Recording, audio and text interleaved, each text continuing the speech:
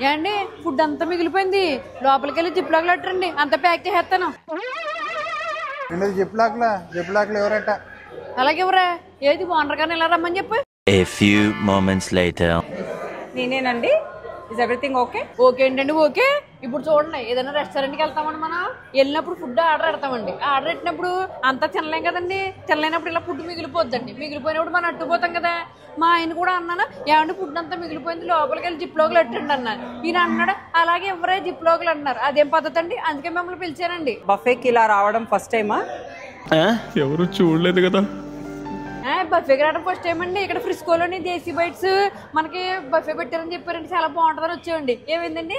Okay అండి, అర్థమైందండి. అంటే ఎస్. ప్రణయ్ ఇదా జిప్ లాక్స్ అన్ని ప్యాక్ చేసావా? అన్ని చేయరు కదండి, ఫుడ్ అన్ని పెట్టారండి. థ్యాంక్స్ అండి. Thank you. Bye. Thank you. అమ్మయ్య